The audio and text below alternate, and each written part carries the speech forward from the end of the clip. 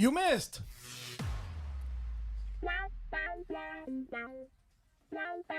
Welcome to GayTalk 2.0, the ultimate podcast for your dose of dish.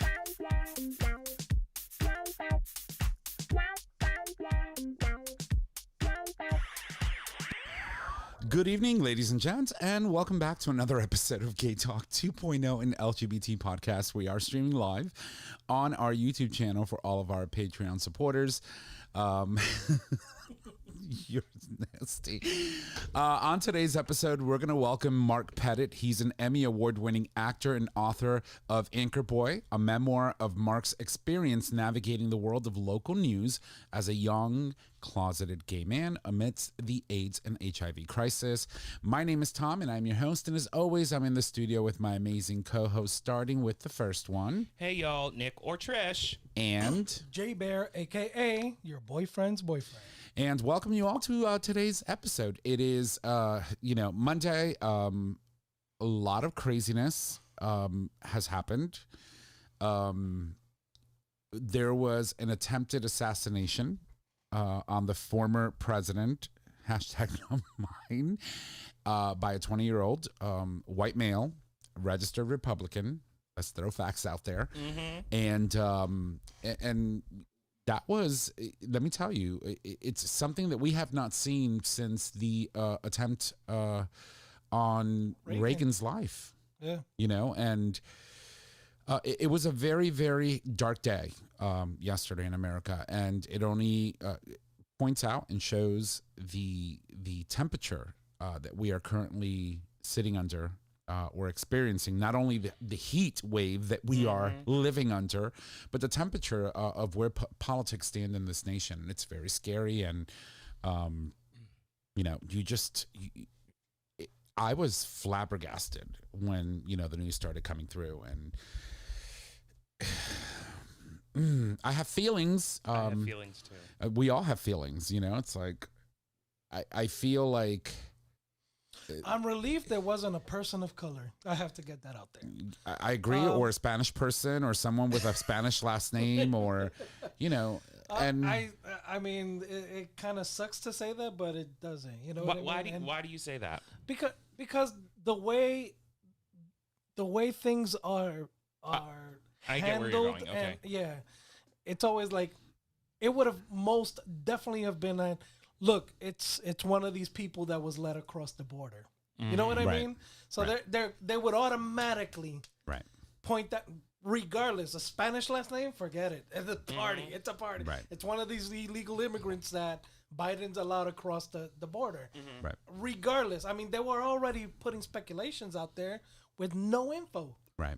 With zero info, they were already assuming stuff. So. And I think someone said, it was Antifa, like some of these like Republican, conspirators. They're like, it was Antifa, and I'm like, no, it was a 20-year-old registered Republican that attempted to assassinate your MAGA Jesus. Yeah, and God, it's tough. It's tough. it's hard, and so you could see a lot of people. So there was a lot of people posting on Facebook immediately after it happened. It's like, oh my God, you missed, and like people are really in their feelings about the fact that some people are asking the question like, how could you miss? Like you missed by like 2 inches. Yeah, and like I don't know. I had a moment. So I have a family group chat. And since the passing of my grandfather, there's no Democrats left in my family besides me. And I would say that I'm like moderate to liberal, right? Right. But I officially left my family group chat this weekend. So, they were my family was going back and forth. They tried to kill him. They tried to blah, blah, blah, blah. And I responded to them all. And I was like, well, they didn't try hard enough. And yeah, I know it's not in good taste, but at the same time, then my family was like, you have 2 nieces, you need to set an example. I'm like, pump the fucking brakes. You're gonna vote for Trump and you want me to set an example? Trump is literally, you just had a baby girl, and Trump is literally like stripping the women's right to choose. Like the people that he appointed to the Supreme Court are stripping the rights for women's right to choose, not to mention a bunch of other shit. And I have to set an example by saying a stupid little joke. Yeah. So here's the thing. So not only that, right? Not only that, think about the fact that, you know, regardless of the attempted assassination of this man, right? This man is a convicted felon. This man clinched the nomination for president of the United States for the Republican Party, to become the nominee for the Republican Party. The Republican National Convention is happening as we're sitting here at this table. And there was an announcement made today that he chose J.D. Vance, who is the senator from the state of Ohio, if I'm not mistaken, who's a very right-wing MAGA, you know, individual that wants nothing more than to, you know, oppress peoples, specifically Latinos, gay people. You know, these people are on a mission. And if you have not read the Project 2025 manifesto, scary. it is fucking scary. The shit one that he's claimed that he has no knowledge of? Yes, yet he had them all at Mar-a-Lago, right? It's nerve-wracking. It is nerve-wracking. And I feel that this incident, you know, some people are saying it's staged. I'm not here to you know, speculate. I'm simply going by the facts that have been reported. May put this man in a potential front runner status as a result of the attempt on his life. And it's scary. And I hope that the American people get this right, man, because let me tell you, if we have a Republican president and if we have a Republican Congress, both in the House and Senate, this 2025 manifesto, this Project 2025 thing is going to be their goal. And there's nothing that you can do to stop it when they have, you know, control of all three major branches of Congress, right? And you have an extremely conservative court. It'll be similar to what happened at work with jobs being eliminated, and they made all these changes, and now they're coming back saying, why is this happening, right? Right. Why is this happening? Well, you got what you wanted. Mm-hmm. Right. So why, and that's what I see forthcoming if that's right. If that's the turnout. And then not to mention, you got what you wanted, and people are gonna be like, but I'm getting fucked. Well, right. You got what you fucking wanted. Exactly. You have to realize that it sounds really good right now. Be careful what you it's wish for. fucking implemented. Right. Yeah, I mean, I just can't wrap my brain around how anybody could be on board with this man, right, and this presidency. Like, I just can't. And then to top it off, another breaking news that came in today. His trial, his case got thrown out in Florida for the documents case. What is it? The Mar-a-Lago? The Mar-a-Lago, like when he took things classified documents case. It's done. It's done. It's gone. Yeah. And you know, it's for all the things that this man has done, I am amazed. That I need to set an example. So the judge dismissed the classified documents case against Trump. That was today, Cannon, by Judge Aileen Cannon. Isn't she? She was chosen. So wasn't she? She was appointed. Yeah, she was appointed by him, of course. And so, you know, he was convicted in New York for the New York trial, and they were supposed to sentence him on July 11th, if I'm not mistaken. That was like 3 or 4 days ago. And that never happened. So the judge came out and said, in light of the Supreme Court ruling, that, you know, that he is, in a sense, immune for anything that he did in his capacity as president. He has postponed. But was that retroactive? Well, so you got to remember that a lot of the things that he did, right, in this particular case in New York were things that he did prior to becoming president or after. And so anything that he did while in office could potentially be, you know, considered evidence that's not admissible in that type of case because of the ruling of the Supreme Court. This is a shit show. And let me tell you, I'm scared come November. I'm scared. I think we all are. And supposedly the special counsel's planning to appeal it, but that doesn't mean that's going to go anywhere. Basically, his appointment, according to her, was unconstitutional. And I'm like, Jesus, these people. But anyway, we wanted to throw that out there. We understand, you know, a lot of people are cracking jokes. The memes are coming. They're coming in hot. There's a meme that you just showed me about someone With the ketchup? with the ketchup packet next to his ear, and you know. But you know, in all seriousness, we really need to think about what would have happened if this was the reverse, right? An attempted assassination of, let's say, President Biden or former President Barack Obama, or, you know, some of the other presidents that are still with us. It's scary. It's scary. You know, and not only that, people that are running for public office, how do they feel about this, right? Yeah. Like, well, I know that they're trying to, you know, in Senate, I think it was, they were trying to point the finger at the Biden administration, stating that, you know, this is a result of them, you know, saying that Trump is just full of hate speech and so on. but he is. So, they're not lying. yeah, but they're trying to blame the attempt Right. on rhetoric from the left side. Right, but but they're not lying, right? When you think about, for example, his words, right? The things that he was saying during the 2020, the year 2020, after he lost the election, led to a violent attack on the speaker's husband, Paul Pelosi. Yeah. They, you know, that he got smashed over the head with a hammer by an individual who broke into their home. Yeah. You know, and it's scary. It's scary. Yeah. You know, to be a politician today in today's world and today's climate, it's super scary, and especially after something like this. It's crazy. But aside from that, we're excited. We have a guest today, Nick. Thank you. You got us a 3-time Emmy-winning author and actor. I'm excited to have a conversation with Mark today. Yeah, don't screw it up. I'm going to try not to. Okay. I'm going to try very hard. How are you? How are you, darling? Aside from your little, you know, drama with a family chat. I'm good. I just like, it's tough, honestly. Like, I just don't want to talk to my family until after the election. Like, it's like, that's just where I'm at. But here's the thing, darling. You're entitled to that. You know why? Because only you, and only you, can take care of yourself, of your inner peace, of your, you know, your ability to not put yourself in situations that will drive your anxiety through the roof. You know, self-care, honey, it's important. And you know what? Eliminating toxicity from your day-to-day activities is okay. Yeah. No.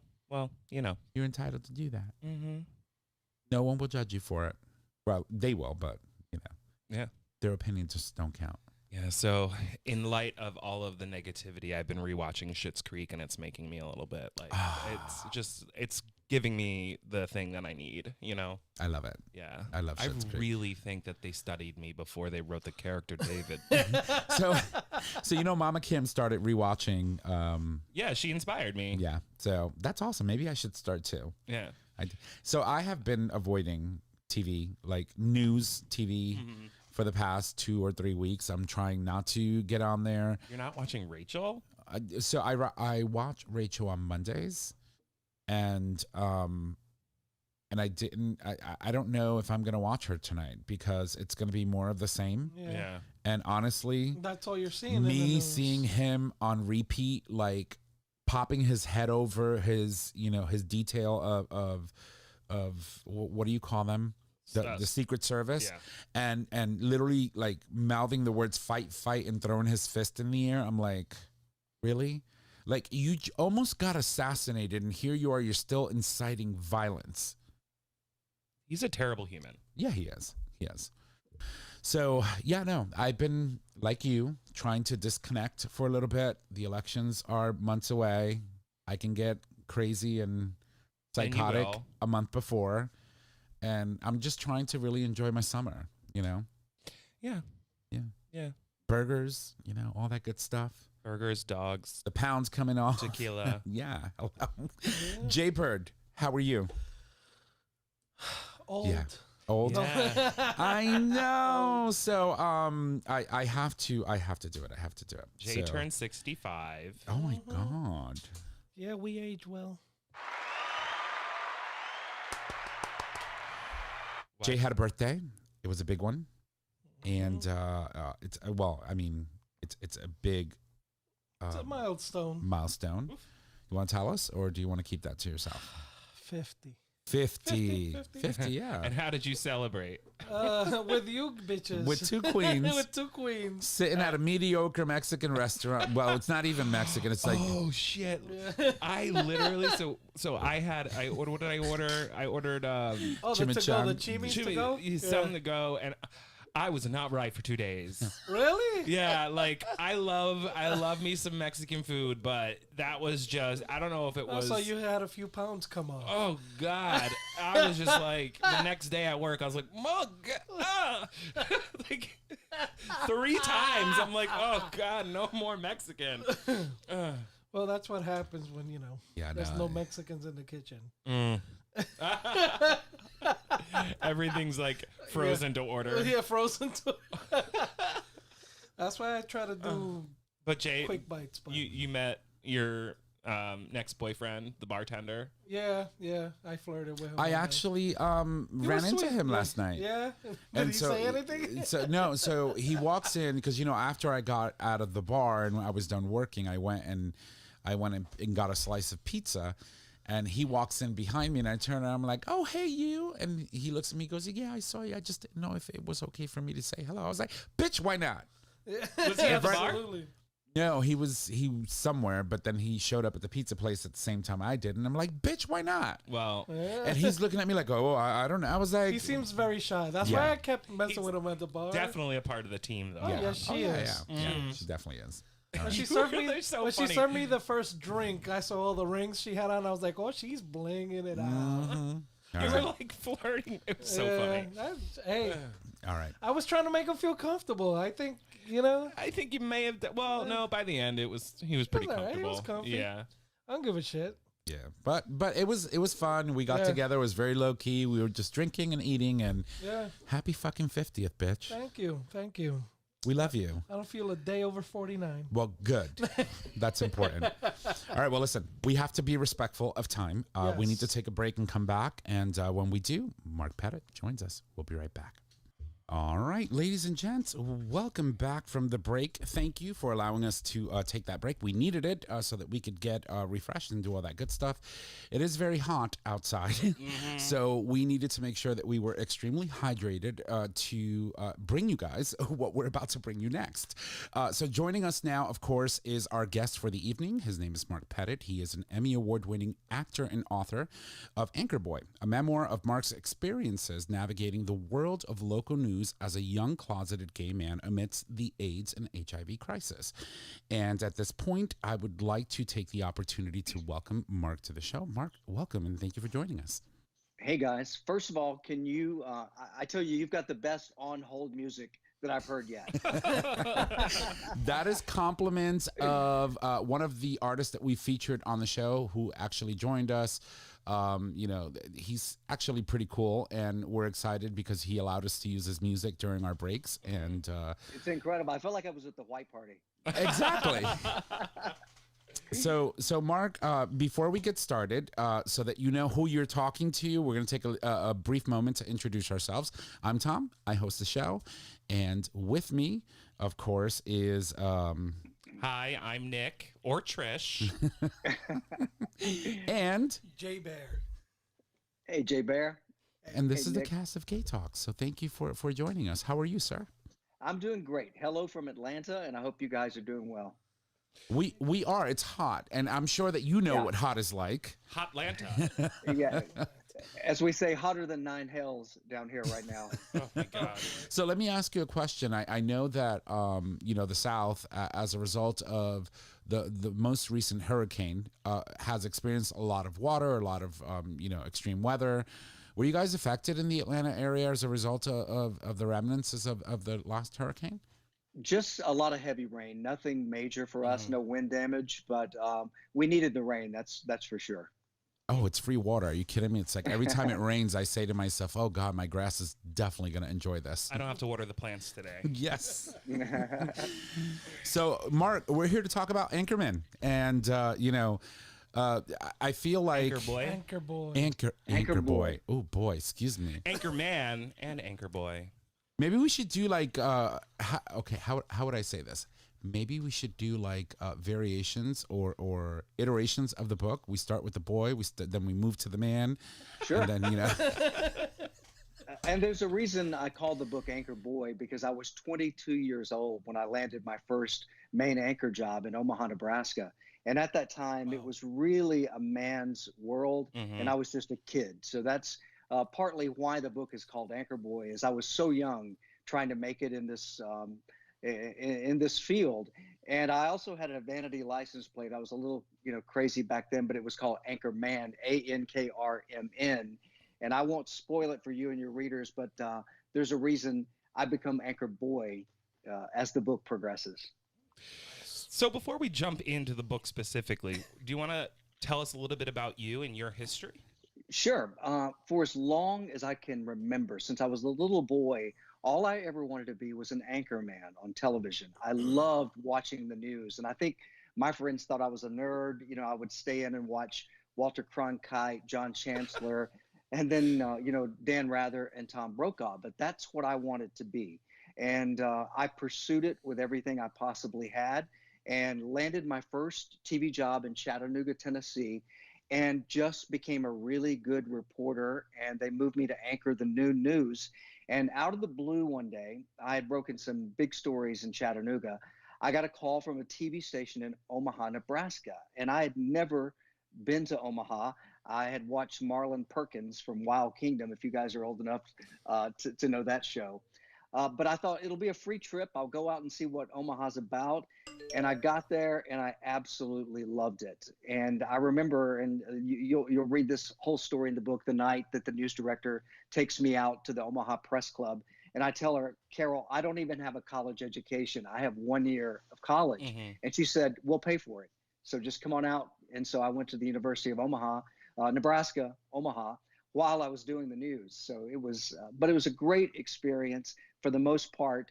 And so I was there for 4 years, broke a lot of big stories, and then got recruited home here to Atlanta to play for one of the major league teams in TV news in the United States.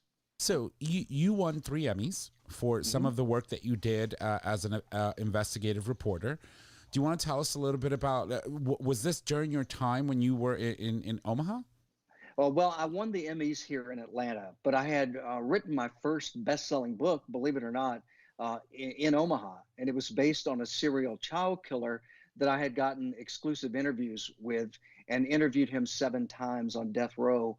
And so that, again, I love being young and naive, because the prosecutor in the case said, you should write a book. You know more about this case than anybody but the killer. And I thought, okay, I'm going to write a book. And I had no idea what I was doing, right? So I just dove in and I wrote every night. They had given me all the evidence in the case. It was in my apartment. And about a year later, I cranked out a book and got a publisher.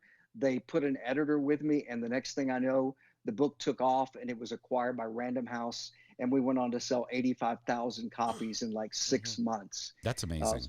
So it was really well received, and people like true crime and they like serial killers. So I think it was just a combination, and I had the inside scoop.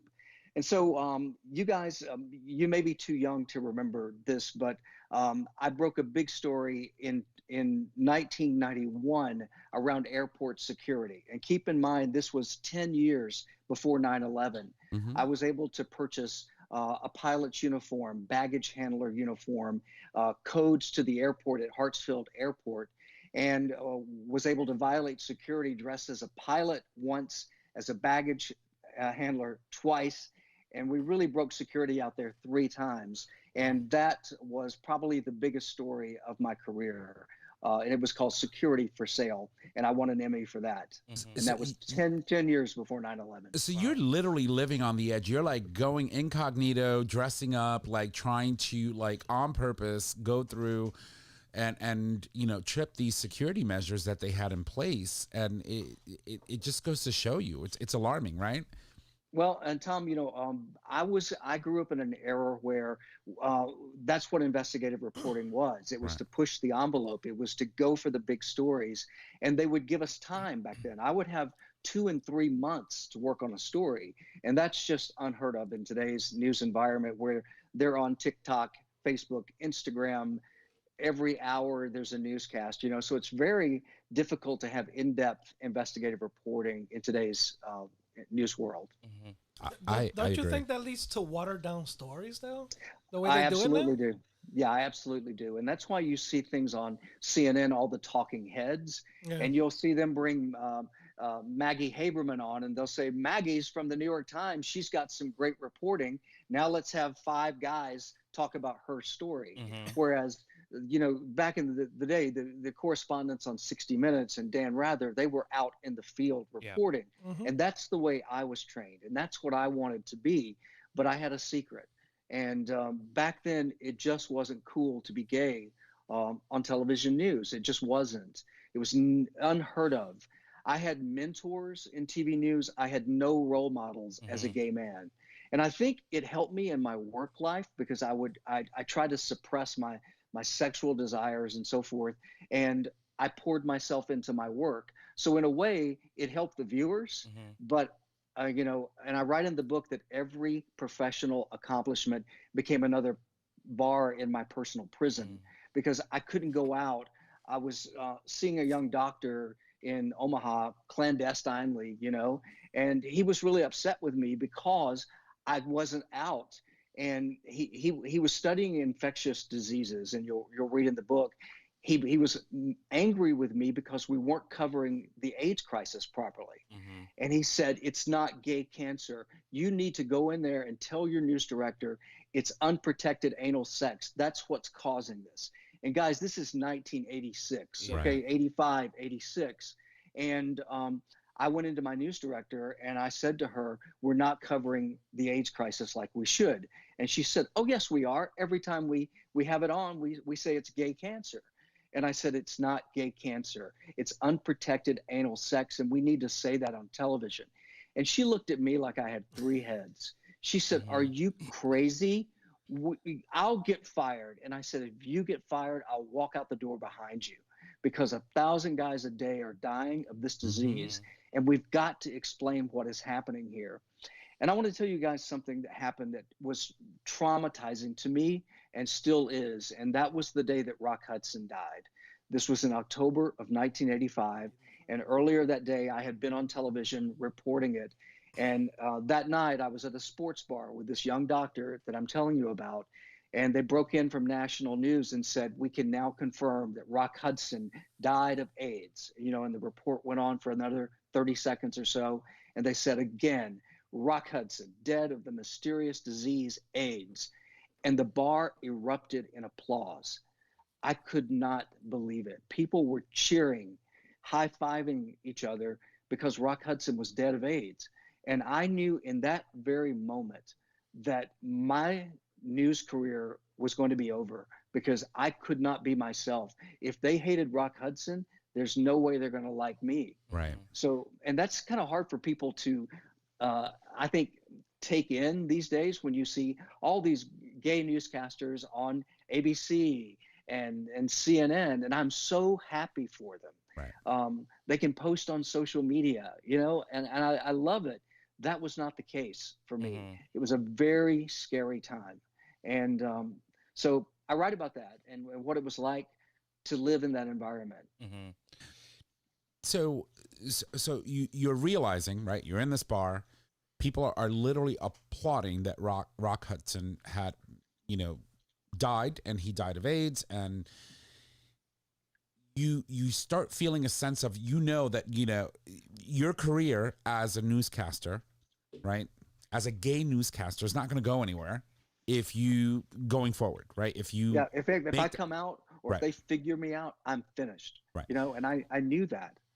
And so now, what leads to your coming out? Like, so I get to Atlanta, and as I said, everything in my professional life was wonderful. 2 Emmys, a third on the way, and I was miserable. I would come home at night by myself. I was the number 2 anchor, so I worked every holiday. Thanksgiving, Christmas. So it was just me. I was lonely and I was sad. Everything was great on television. And you guys may have heard of Creative Loafing here in Atlanta. It's the weekly alternative newspaper, and they used to run ads in the back of the magazine. And I would get that magazine, and it was men seeking men, and I would read it every week. There was no Grindr. There was no Tinder. Scruff. That was the way. Yeah, none of that. This was the way guys connected, and I just became so lonely and so desperate that I placed an ad in Creative Loafing. And back in the day, we would say, bi-curious, straight acting, seeks same, right. 27 years old, brown eyes, brown hair. And within 2 weeks, I had 40 letters in my little post office box. And it was guys like me. It was handwritten letters, guys, back in the day. And it would be like, I'm Steve. I'm a lawyer at the state of Georgia. I can't be out, but you sound interesting. And I'm just looking to connect with and meet guys who are like me. So I knew then there were people in the closet just like me. And one of the guys said, why don't you come out and meet me for a drink at Blake's? And I'm sure you guys have heard of Blake's in Atlanta. It's a neighborhood bar. And against my better judgment, I decided to go meet him. And I walked in to sit down with him, and he said, I know who you are. And he said, don't you know you're taking a huge risk? And I said, I'm over it. I can't live like this anymore. And so I started making mistakes. I went to Backstreet. Word got out that I was gay. And 2 months before my contract was supposed to be extended, I was called in and released from the station. When you were released, it's horrible. When you were released, how was that conversation? Like, I can't imagine having to have a conversation about my sexuality and my job at risk because of my sexuality. And Nick, it didn't happen like that. Georgia is a right to work state. Okay. So they don't have to give you a reason. They walked me in and said, and this is 2 weeks after the news director told me I was the best reporter in the newsroom. Yeah. And they walk me in and they say, we're going in a different direction. And that's, ambiguous and so forth. And the next thing I know, security is walking me out the door. And my coworkers are lined up hugging me. And we're like, what is happening here? What's going on? And I looked back, and I write this in the book, and they were taking my picture, my oversized picture in the lobby, off the wall. Wow. So suddenly all this was happening, and I had told my agent what was going on, and I called her and I said, surely somebody will pick me up, right? And she said, there's nothing I can do for you now. They don't put guys like you on the evening news. Wow. So at 28 years old, I lost everything that meant anything to me, because not long after that happened, my first real boyfriend died of AIDS himself. And so it was a horrible time in my life. Only a couple of people knew that I was even seeing him. And so I just decided, this is 30 years now later, I was tired of holding the secret. And I wanted people to know the truth about me, about my career, why they didn't see me on TV anymore. And that's why I wrote the book ANKRBOY. So writing this book, I would imagine that, it took a lot of emotions and feelings that you have been keeping inside for a very long time and put them out there for you to redigest, right? In a sense, to relive all of these experiences that you're remembering. Yeah. What Tom, was it like putting that on paper? It was the most excruciating and freeing experience of my life. There were nights, and I just had to tell my friends, I can't be around you for 4 months. I've got to get this out of me. And there were nights that I was in my office in the other bedroom, doubled over crying in front of my computer. It just flowed. And I've told people, I'm not an overly religious person, but I believe this was a gift from God for me to give people, because it was like I had cut my wrist and my entire heart was on the screen. And I had an editor, he lives in England, and he said, this gets better and better and better. I can't believe this story. And I said, well, it helps when it's all true, you know? Right. Yeah. But in this manner, I wrote what is called a fictionalized memoir, because so many things like losing my job didn't make sense to me. I wrote it in a way where everything makes sense. So instead of me not being told why I was let go, in the book, Mark is outed by the serial child killer that he famously interviews on death row, and that I had to testify against, and he was convicted of a third murder. So I was able to use a technique to make sense of what happened to me, to tell the overall story. So it's got it's got some Truman Capote to it, but the underlying story is absolutely true. And do you feel that as a result of writing the book and writing it in that fashion, right, like using some sort of fictionalized components to sort of kind of tie everything together and allow you to tell the story that you feel should have been told, do you feel that in a sense has allowed you to release a lot of that, pent up, Absolutely. I wrote this book for two reasons. One, to help heal myself, and it's worked. I am the happiest today that I have ever been in my entire life. And part of that is the freedom now that I have this off my chest.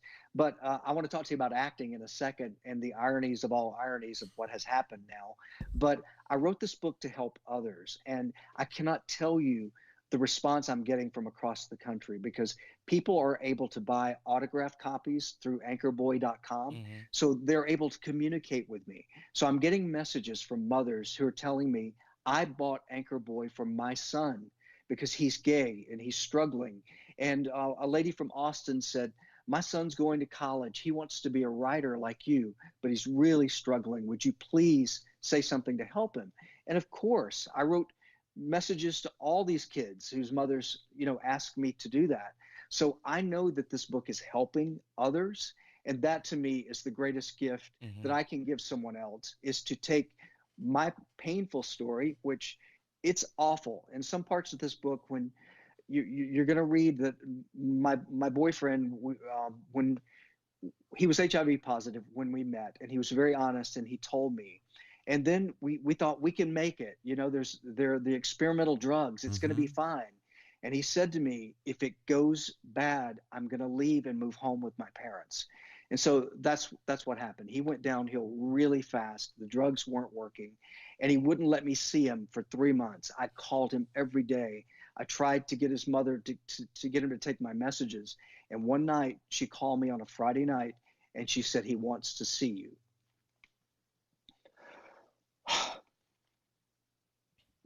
And so I go to see him, and it was horrific the way he looked. And he said, I just want one thing. I just wanted to see you and to take a hot bath. So we got him in a sheet from his bed and took him to the bathroom. And he and I sat for an hour talking about what could have been, what was, and his hopes for me. And it was unbelievably moving. I'd not told that story before this book was written. Only a couple of my friends knew. And so to get that out was helpful for me. And I'm getting messages even from my family members saying, I thought your life was so good. I thought everything was peachy. And now I see from a different perspective. And I'm sure each of you guys, you've been traumatized in some way. And we suppress it, and sometimes we act out, and we do things that we shouldn't do to suppress it. And that's what happened to me. When he passed away, I said, fuck it. And I was so disgusted. I used to dye my hair. I would have been silver-headed at 22, and I was having it dyed these different shades of brown. And I just walked into my bathroom just shortly after I was fired, and I shaved every strand of hair from my head. And I was so scared to look at him in the mirror. I didn't know him, and I was frightened, but I knew one thing: he and I were free. And that's from that moment on, I started to live my life, and I blew it out on the circuit scene. I partied every color, black, red, white, green, you name it. I did every drug, but you know, and it's I think it's just a rite of passage that we've been oppressed and suppressed for so long. And then I write in the book, I have a near-death experience, and it snaps me out of it, and I'm able to get my life back on track. And I started living my life openly and honestly. At that point, I didn't care what people thought. If they didn't like me, I didn't want to be around them, right? And that's a wonderful place to be in. That's what I'm trying to tell these kids is start today in a small way, be your authentic self.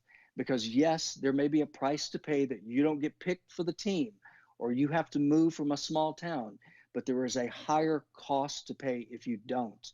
And I have lived that cost. And I'm sure you guys have in some way in your own lives. So it's been a blessing in a way. So hard to write, but to see it to be so well received. It went to #1 in 2 categories a week after it was released. That's I was amazing. blown away that people were interested in this story. And I'm getting messages from older gay guys saying, your story is my story. I lived this too. My partner died. You know, so it's hard to express what it means when you have that sort of connection with your readers and to know it's making a difference. So I feel that, you know, the youngsters today, or the young generation, I would probably say the last 2 generations, really truly didn't understand the impact that HIV and AIDS had on our community. No. And there's a gap, right? From 1995 Absolutely. Forward, you know, with the introduction of AZT and all of these other, you know, cocktails that people were now having access to that allow them to look at life from having a death sentence to being able to manage it and live with. And now to have PrEP. What a blessing that is. Exactly. Right? But I feel there's a huge they don't gap. even think. They don't think about AIDS, you know, and I mean, this is still emotional for me, telling you about my boyfriend dying and writing about that in the book. I'm so happy younger kids haven't had to live through that. And there are guys in San Francisco that will tell you they were going to 5 and 6 funerals a week. And can you imagine your friends are just all gone? Right. And that's the disconnect. That's the disconnect that I'm saying. Generationally, there's a disconnect. And unless people like you who lived through that time take the time to educate our younger folks today that will most likely never experience that in their lifetime. And I hope they don't. To that extreme, right? Yeah. If it weren't for people like you that are putting these things in writing and allowing people to read, you know, to assimilate those tragedies that, you know, other generations had to go through, it really doesn't allow them to put it all in perspective. They need to read and feel the emotion that was, you know, 1985 through 1995. Yeah, and let me tell you something, Tom. I am getting messages from my friends in high school who had no idea. I was Mr. Calhoun, played on the baseball team, voted most likely to succeed. And I had a straight friend who bought the book. He was one of the very first people to buy the book. And I woke up one morning and there was a text from at 4:45 a.m. And he said, Mark, I started reading your book at 6 o'clock last night. I could not put it down. I just finished. It's whatever time it was, 3:45 in the morning. I had no idea what you went through. I am so sorry. You know, it's like people you were close to, people I worked with had no idea. So I want younger people to read this because the book there's a lot of there's a lot of great fun stuff in the book. And I wrote it almost in a way of Sedaris, the way he writes his books, Me Talk Pretty Someday. I wanted it to be fun and show my sense of humor, but also there are some really devastating things that happened that I want people now to know I made it through that. You can make it through that if you're a young kid. And then I got to tell you the jackpot of all this is in 2018, I made the decision to become an actor. And I thought, I am too old to be an actor. I'm 55 years old. And it was the absolute opposite. It's almost in life, everything you think, the opposite is what's going to happen, you know? And so I started going to acting school, and I just started picking it up. I started booking. My first big booking was True Detective on HBO. Then I was on Mindhunter, 2 episodes of Mindhunter. I was on Mr. Mercedes. I played Anderson Cooper on Mr. Mercedes. So what happened was suddenly I was the go-to guy to be the anchorman in Hollywood. And, now I have 32 credits on my IMDb page. More people have now watched me, thanks to movies and TV, play an anchorman than could ever have watched me as an anchorman. So it's just amazing when you can just be yourself and let life unfold, because I think we all want to try to control things. And I'm a PR guy too, and we want to control the message. Right. But sometimes, and I had a therapist tell me one time, Mark, you can't PR this. And he was right. But I've now that I've learned to act, I play killers. I play really creepy, straight guy boyfriends, So it's just about, if you want to pursue something like that, you've got to be able to act. So you've got to put in the time for acting classes and training. I had 4 auditions. I had 2 today, 2 yesterday, and they take time. Yeah. But next summer, I'm in 2 of the biggest movies that are to be coming out next year. I can't say what they are. Oh, come on. Let's just say it's going to be incredible. And ANKRBOY is an anchor man in both those films. And it's just been the ironies of all ironies that they didn't want me as an anchor man when I was a real one. And now I'm the guy they want being in their movies and their TV shows. You're the hot commodity now. It's like, we need an anchor man. We're going to call Mark Pettit. Yeah. That's awesome, though. That's awesome. For me, I appreciate being able to read history today, right? Because as we move through the decades, and I've been through quite a few of them, this one here just turned 50 last week. And, we sort of kind of assimilate new experiences, and we sort of kind of put some of those really traumatic experiences on the shelf, right? And we forget about them. And then often comes works such as yours, and where you're forced to sit down and relive some of these experiences and some of these anxieties and sort of kind of take them in and bring you back and say, oh, I need to go dust this little box off because there's something there that's important, however traumatic that may have been. I need to go dust that off and bring that back. And I'm with you, Tom. We need people to read. We need kids to sit down with a book, put the phone down, put TikTok down, read a book. And that's another thing that gives me so much joy is when I get a message from people who said, I could not stop reading it. And so now I want to turn it into a TV series on HBO or Netflix. And I wrote it for that reason. And I have a writing partner. We wrote the movie before we wrote the book. Oh, wow. So I really believe this should be on HBO, Netflix, or a feature film. Yeah. And so that's my next goal is I wanted to get the book out there, make sure it was well received. And now I'm going to start packaging it up because ANKRBOY needs to be on HBO. This is a 10-part series. And then we can really go deeper into the relationships of the characters in the book. Do you feel that you would be ready to see some of that play out on screen? Some of those very tragic, traumatic experiences in your life? Yeah, it's going to be hard because this is a reason I didn't voice my own audiobook, because even with this interview with you guys, I couldn't get through that part. Yeah. And I knew how many of those parts were in this book. And this is another funny little story for you. I hired a guy named John Vertullo. He's a young actor here in Atlanta to voice the book. And he plays the young Mark.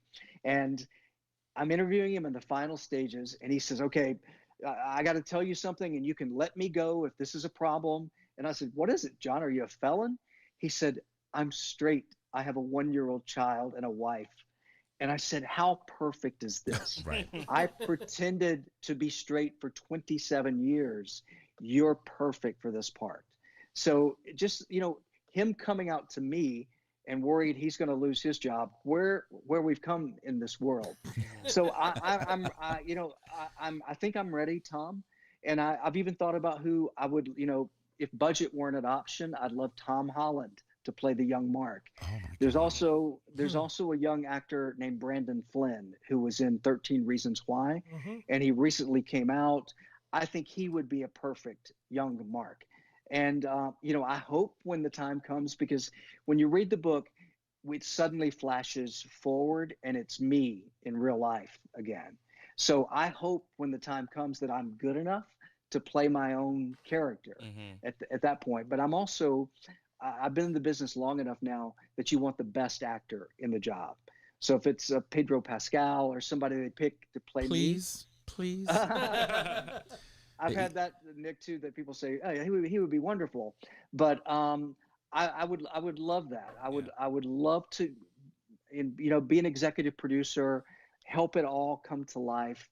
And then hopefully when the time comes, I come back at the end of the series as myself.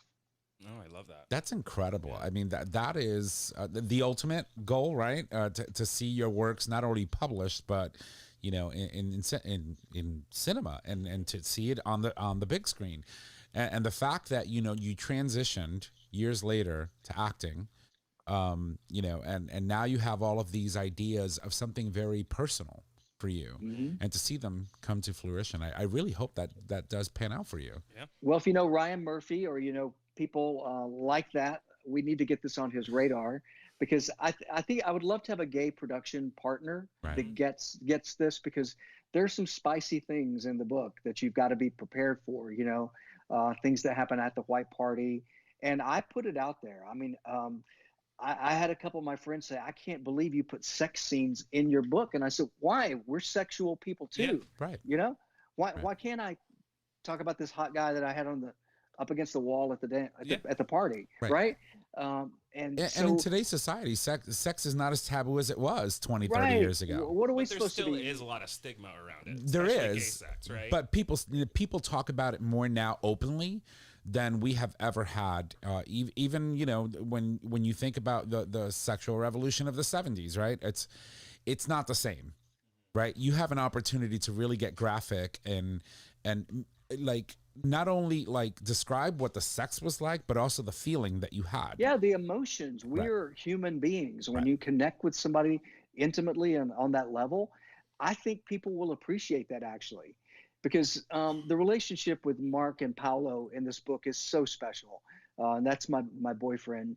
And I just wish he had lived. I would love to have known what would have been possible, but the book, and I wrote it because I wanted Paolo to be the boyfriend I should have had all along, and so I just think there's so much opportunity for character development, and there are probably like 6 main characters in the book that will be in the TV series and the movie, and it'll be fun to see who gets cast and who plays who. Do you have a partner now? I'm dating again. Okay. Dating is good. Yeah. Right? Well, I was gonna say, like, I wonder what your partner would think of the concept of the book with Paolo and all of that. Okay, that's a great question, and we were he was worried. We've only been dating this year, but I had to get into a space, Nick, where I was ready to date again, and I think having to get this off my chest. And he actually said that. He goes, "Am I going to be okay with Paolo?" And I said, "I hope you are, because you're now, partly because of him, you're getting the best version of me. I feel now I can be the boyfriend that a partner deserves." And I just said, don't compete or compare with him. Just empathize with him, that we were living at a different time. And he was pushing me to be open, to be honest. He was right. But I was a coward. I didn't have the courage, at that time to live my life openly and authentically. But like I say, I'm back out there again. I'm happy, and I want that for everybody. And especially in light of what we're seeing when politics. I wrote in the beginning of the book, I just want us to be nicer to each other. That life sucks for everybody at times, and I want us to all have more grace and more understanding, and just say it's not always puppy dogs and rainbows for us, certainly, but let's be nicer. Let's bring civility back. And it's working. I'm hearing from my teachers in high school who said, thank you. I didn't know. I understand more now. So, and I was worried about telling some of this stuff because I was getting messages on social media from aunts, uncles, I can't wait to hear all about this. It's going to be so much fun. And I was having to send warning messages. I was like, hey, it's not quite what you think it's going to be. This is not a rom-com. So I just want you to just be prepared. And I think when it hit, there was some shock. My little brother called me and said, there are strokes occurring all across Calhoun, Georgia right now. But you know what? They need to know. Right. They needed to know the truth and the unvarnished truth. And the cliche is right. It set me free. And as painful as it was, I'm so proud of this book. And I hope people will take the time to read it or to listen to it, because I do think there's a great message of hope and just living your life openly and honestly. There's such a freedom to that when you don't have to hide and you don't have to live in fear, It's like a purge. You're letting it all out. So right. Yeah. Sometimes just allowing yourself to do that will allow that sense of relief at the end of the day, right? Yeah, it's like a good cry, I guess. Right. And a lot of people, a lot of people fail to miss the point of someone getting or being so open about their experiences, right? The point is not so much what you get out of it, is what I need to let go. Yeah. Right. And absolutely. And letting go, it's hard to relive it because, I've been in therapy in the past, but this was the best possible therapy for me because I had to sit with it. And that's a really difficult thing, is to sit with your own emotions, to be angry, to be happy, to be, just lose it and let it all out. But I went through so much in 4 months to come out of it. I feel like I almost went through the car wash or that easy oven stuff, you put in your oven. Easy off. And and it's just like crap for like the first 30 minutes, and all of a sudden it's clean again. I feel like I've been through the easy off process. Yeah. Of shedding some things that had really been bothering me for 30 years. That's amazing, and I'm happy that you were able to do this for yourself, and also because of what others get to take away from your body of work, which is incredible. Now, we always tend to ask this of authors. You don't have to do it, but we'll put you on the spot anyway and ask you, is there a specific part of the book that you truly enjoy, that you truly enjoyed writing, and is there something that maybe you can share from us, like maybe a passage from the book that you could share with the listeners? So I'll tell you, chapter 21 is my absolute favorite part of the book. And what has happened is I was at the white party, and at the very beginning of the book, Mark has his drug is spiked by a guy from New York, and GHB, and this actually happened to me at a bar. And I used the white party to pull it back together. But Mark falls outside and passes out. And you think at the very beginning of the book, and you'll think this in the TV series and the movie, that I'm actually dead and that I'm narrating the story from there. Mm-hmm. So what happens is in chapter 21, it says, Angel of the Morning is the title of the chapter. And it says, back to Palm Springs. The last thing I remember was darkness, hitting the concrete floor below. And suddenly I felt the warm hands reach beneath me and lift me. Breathe, baby, breathe. It's me, Paolo. So in the book, Paolo and Mark haven't seen each other for 3 years after they break up in Omaha. And it's at the white party that Paolo hears that some guy named Mark from Atlanta has collapsed, and it's he rescues me from the party. And that's where I throw up all over my white jeans, and I had these little angel wings, and they were crushed. So this is where, and I see him, and we're talking, and I was like, he said, yeah, my dad got a job at the CDC. He was a cancer specialist, and I said, what? Your parents live in Atlanta, and you're burned out in San Francisco working on the AIDS crisis. This is perfect. We can be together. We can finally be boyfriends. And his face drops. And in the book, he says, no, we can't. I can't. And I was like, why? This is what you wanted in Omaha. We can be open. We can be boyfriends. And he said, no, we can't. I'm HIV positive. So I used the white party and Paolo coming in to rescue me as the angel of the morning to set up what comes next. And that is the hardest part of the book. But ironically, my most favorite part of the book is telling that story about giving him that bath. And the song, do you guys remember the movie Ghost? Mm-hmm. And the song, Mm-hmm. you know what I'm talking about, where I hunger for your touch. Mm-hmm. Yeah. That was our song. And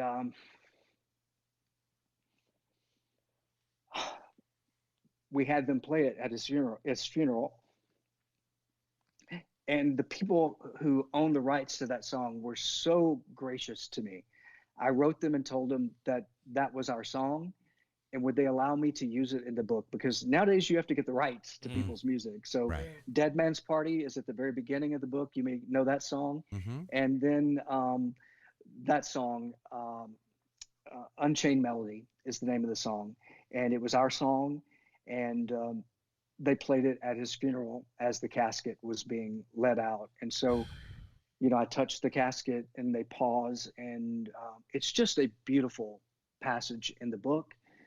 Difficult, but I hope people really enjoy it and see that the human connection that we have with people, gay or straight, can be very deep, very moving, Yeah. And Wow. and music, all of us, it helps tell our life story. But how sweet of the people who owned Unchained Melody to let me use it in the book. They said, send us the chapter, tell us what you're thinking. And within 3 days, I got a message back. We absolutely love this and approved to move forward. It's So- amazing when publishing companies and even artists themselves take it upon themselves to engage with other people who are trying to do bodies of work. I mean, when we started early on in our show, Pulse happened, Long time ago. right? 2016. Yeah. The shooting at Club Pulse happened, and that same weekend, Melissa Etheridge had written a song called Pulse. And one of our listeners pointed that out on Twitter and was saying, hey, you have to play Melissa Etheridge's song on your show. And I'm like, it's kind of hard to do because, as a podcast, you got to keep in mind that if you're playing music, you have to make sure that you're paying publishers their fair share, and pay for those copyrights. Yeah, this is their art, right? Right. This is their work. Exactly. And apparently her moderator of her Twitter page was following our conversations because he kept tagging at Melissa Etheridge. And she replied and said, you absolutely have permission to use the song on your show if you need be, right? And I'm like, can I get that in writing? And within 2 days, we heard from the publishing company. They allowed us to use the song Pulse on the show. We used it as the background for a segment that we created to honor those that we lost at Club Pulse, but also shame senators that were voting against sensible gun control reform. So we called the whole segment Angels and Assholes, right? Yep. And so we would highlight the angels, and then we would, But berate. how great of her to allow you to do that, Yeah, right? it's incredible. And that's what the people with Unchained Melody, they said it touches us because it was their fathers who had written the original song. Right. It touches us when our father's music touches people like you. That's what it's all about.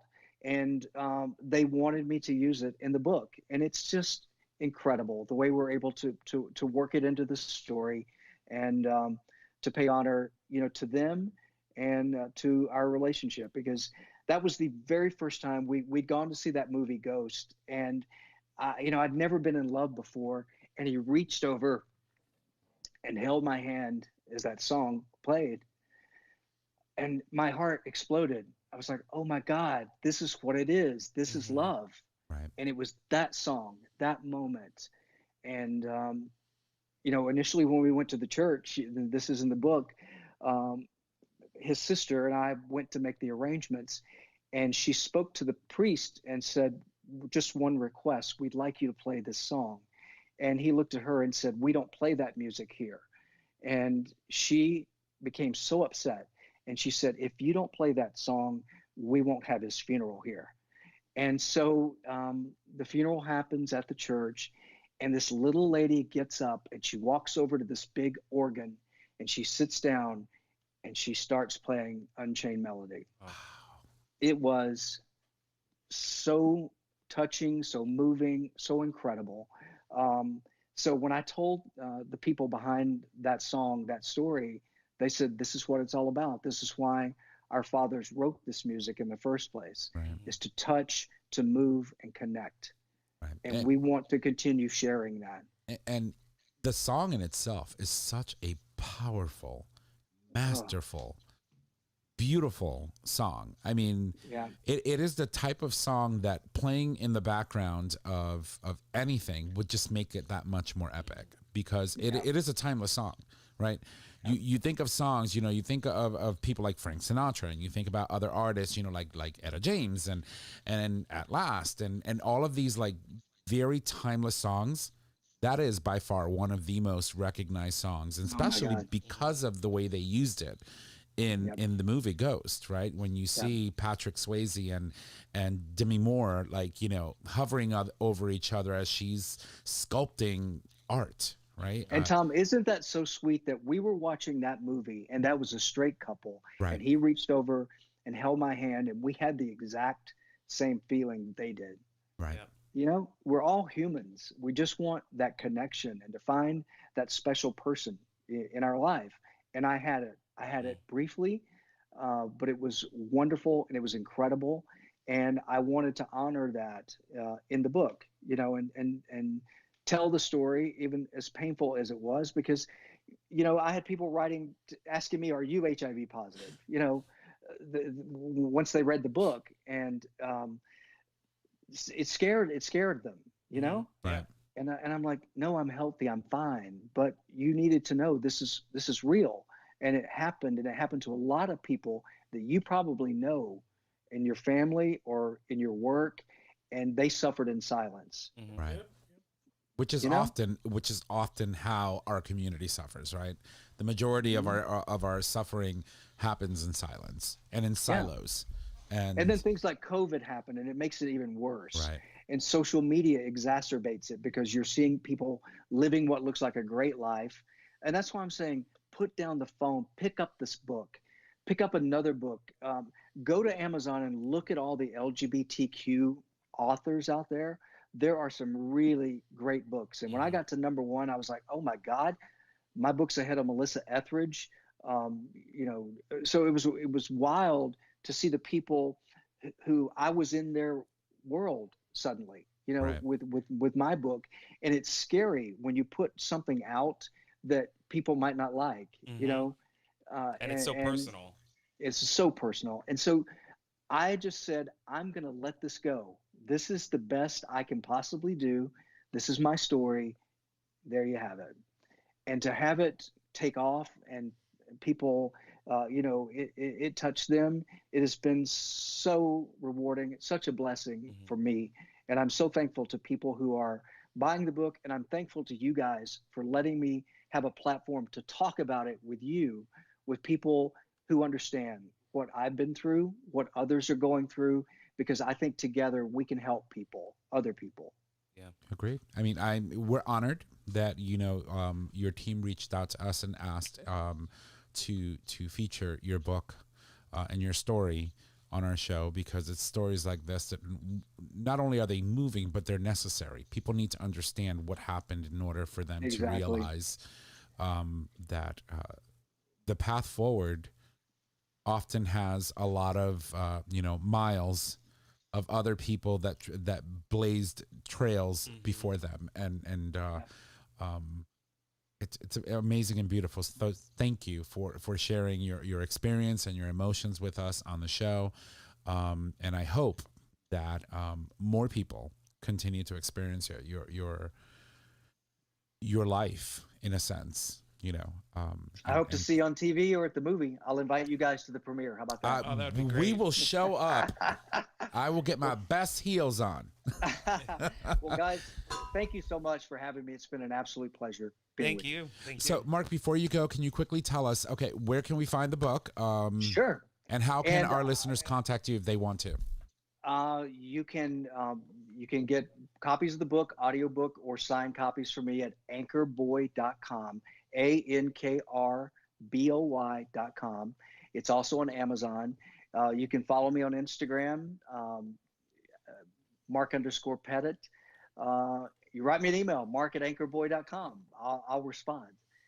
But I don't know if you give things away on your show, but I'd be happy to give you a couple of books to give away if you'd like. Sign them and send them to you. We can certainly do that. We can do that. We can definitely do that. We have a couple of people that will probably love that. So yeah. Well, you let me know. Yeah, we'll connect after the show and figure out the logistics of that.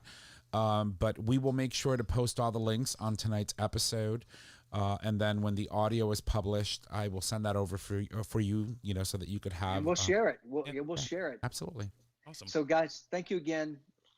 Wonderful time together. Thank you. It's great to have you. Bye.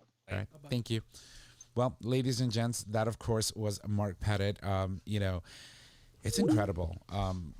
I get very emotional when I listen to other people's stories, especially when they're stories that transcend that period of time from the 80s into the 90s, which is one of the most heartbreaking periods in LGBTQ plus history, I think. Yeah. So. No, I think it got a little heavy there. Yeah, it did. And I appreciate his candor, and I appreciate the fact that he got emotional. I mean, that's important. You're literally talking about something that you experienced and lived. Yeah.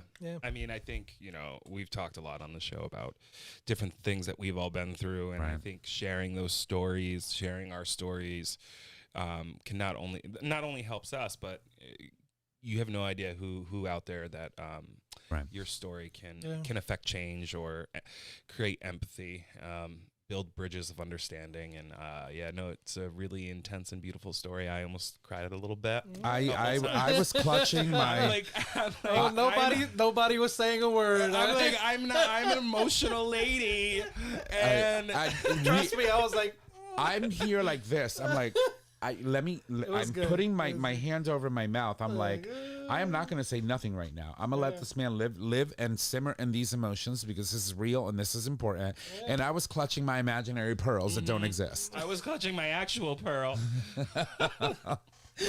Wow, that's an amazing, powerful story. We'll have all the details of the book on tonight's post, and and I should finish it by next week, so I'll give a little bit of a review next week, and then we'll share it on social media as well. All right, so I'm going to toss it over to the boys. We've got a couple of things we need to get to before we wrap it up. So Trish, I believe you are up, and 1, 2, 3, go. All right, everybody. Here's Mama Kim's Minute. Number 1: America's greatest president was gay, claims new film featuring never-before-seen letters.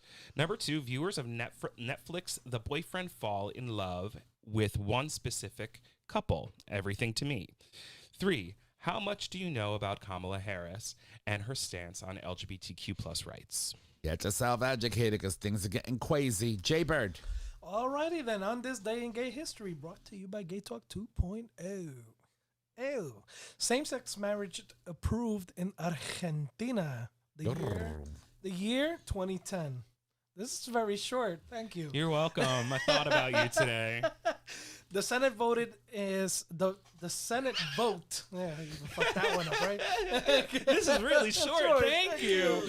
The Senate vote is 33-27 at the end of a marathon debate that lasts until 4 a.m. Can you imagine? And that was in 2010. That was 5 years before, that's we ended up 14 years ago. Yeah. Wow. It's 2010. Yeah, it's been a long time. 14 time years. Flies when you're on Prozac. Argentina. So, interestingly enough, I don't know why this came to mind when you mentioned Argentina, but the World Cup was yesterday. Yeah, did you watch? Between It was Spain against England. England and Spain won. Yeah, I saw it. But there was something happening in the U.S. in some stadium that people were losing their shit because they couldn't get in and they were waiting for hours, like the World Cup. I was like, what? Yeah, there's another game yesterday. It was a US. hot mess. Yeah, I was like, these people need to get it together. Wow. But anywho, Trish, Yeah. push it. Why? Dun, dun, dun, dun, dun, Not my dun, turn. dun, dun, dun. Jay? It's Jay. It's Jay my Bird. it's my toin. Yeah. If you love the show, make sure to subscribe, rate, and review on your favorite podcasting service. By subscribing, you get the latest and greatest of our show delivered right to your favorite device or web browser as soon as the episode is published. You can also support us on Patreon. With Patreon, you, our listeners, can help support the show with a pledged donation. The donations are collected monthly and can be in any denomination of $1 or more. You better work, bitch. Yep. Trisha. Back over to you. All right. So wait. Yeah. Thank you to our guest, Mark Pettit, who is a 3-time Emmy Award-winning TV news anchorman and best-selling author turned actor. Check out his new book, ANKRBOY. You can find it on Amazon. You can find it on anchorboy.com, but check it out. Leave it to me, Anchorman. I'm like, it's boy. Like right All at you the needed to beginning. do Right was at the call him Ron Burgundy, and that would have been done. All right, Tom. Thank you. I have a thing for. All right, everybody. Anchorman? Get the Future Method and all other products today. All products are doctor developed, can clean out without hurting your bum. You can take confidence anywhere with the anal powder packs. You can increase your stretch goals with the 3-piece anal glass dilation kit and get all the information you need with Dr. G's book, But Seriously. Visit futuremethod.com to purchase your life-changing bum accessory today. How's your hole doing? Long story. We'll keep it off the air. Long story. Jay Bird. All right, I guess it is time to put a rubber on it. A what? A what? Oh, a ring. Shit, ring. we got to fix this.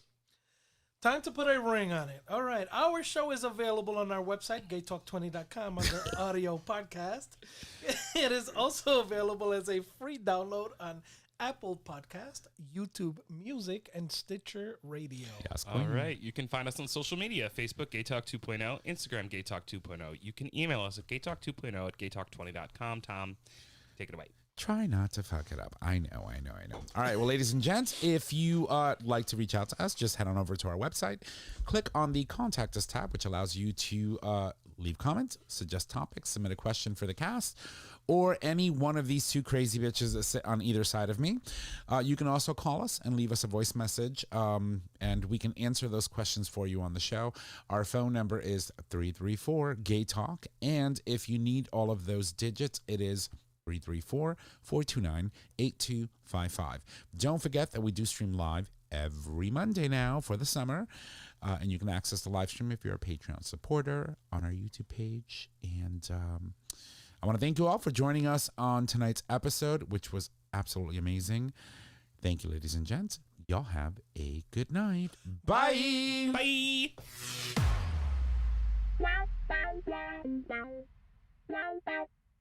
Thank you for listening to this episode of Gay Talk 2.0. Tune in next time for more dish.